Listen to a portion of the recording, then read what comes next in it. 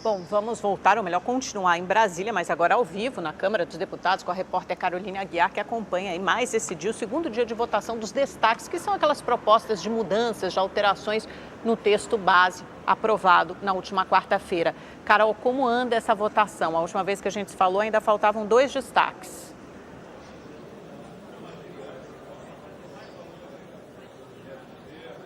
Oi, Amanda. Bom, agora só falta um penúltimo destaque, como a gente antecipou aqui, foi rejeitado. Agora eles estão votando o último destaque, que é uma emenda de texto, que a gente chama. É só um ajuste no texto, não faz nenhuma mudança significativa na proposta, é só para ajustar, azeitar os acordos que foram feitos aqui na Câmara. Então, terminando essa votação, eles vão partir para a votação do requerimento de quebra de interstício, que é para não ter aquele intervalo de 5 sessões entre essa votação, que é a votação em primeiro turno, e a próxima votação em segundo turno no plenário da Câmara. Mas tem novidade, essa votação de segundo turno já está marcada para o dia 6 de agosto, às 16 horas. Então ficou mesmo aí para depois do recesso, apesar de todo o esforço que a Câmara fez para tentar concluir essa votação ainda antes do recesso, não vai dar e vai ficar para o dia 6 de agosto. Nós também estamos aqui na expectativa, porque tem uma informação de que a hora que terminar a votação dos destaques, o secretário da Previdência, Rogério Marinho, vai nos passar o número, a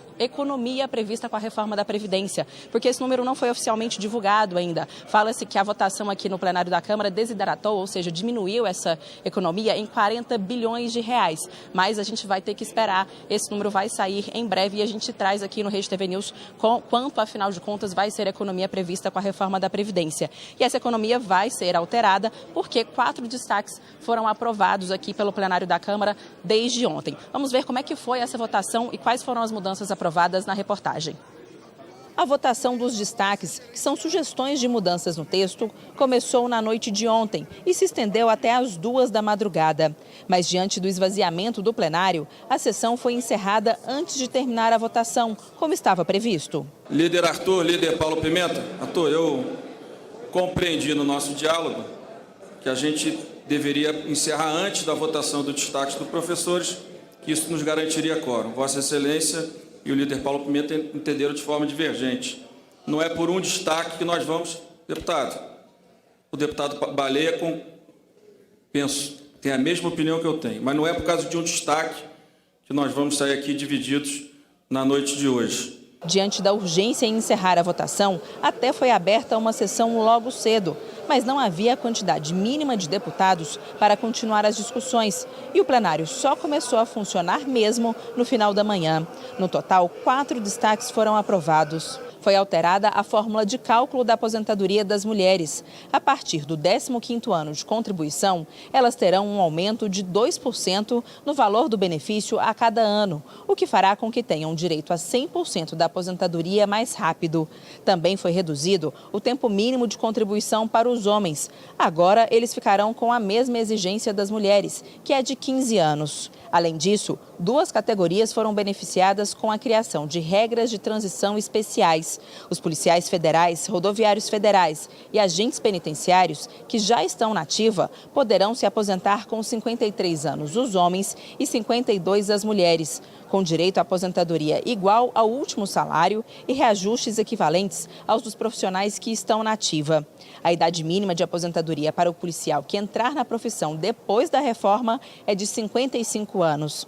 A segunda categoria beneficiada é a de professores. Os que já trabalham poderão se aposentar aos 55 anos de idade para os homens e 52 para as mulheres. Nós apanhamos, mas demos alguns tapas, né? Ou seja, apanhamos um pouco, mas também demos alguns empurrões.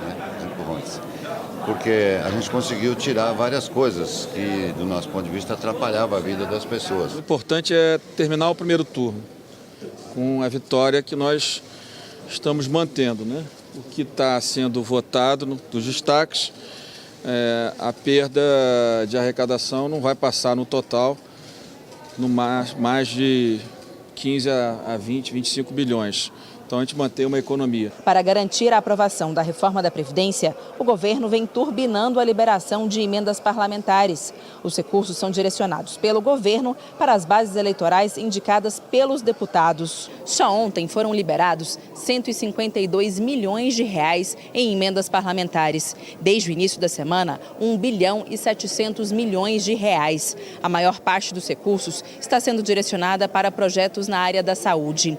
Hoje, o ministro da Secretaria de Governo, Luiz Ramos, que é o responsável pela articulação política, disse que o presidente Jair Bolsonaro não adotou a política do toma lá da cá e que a liberação do dinheiro está sendo feita de forma transparente. Apesar das tentativas de encerrar a tramitação na Câmara ainda antes do recesso, no final da tarde já se falava em deixar a votação em segundo turno para agosto. Hoje iremos até às 22 horas para entregar o texto pronto para que possamos, no início dos trabalhos, em agosto, votar o segundo turno da votação da reforma da Previdência. Ainda assim, o ministro da Casa Civil, Onyx Lorenzoni, que se licenciou do cargo para reassumir temporariamente o mandato de deputado, já faz planos para a votação no Senado. O nosso planejamento original é de votar o segundo turno lá no Senado na semana posterior ao Dia da Pátria. Então a ideia é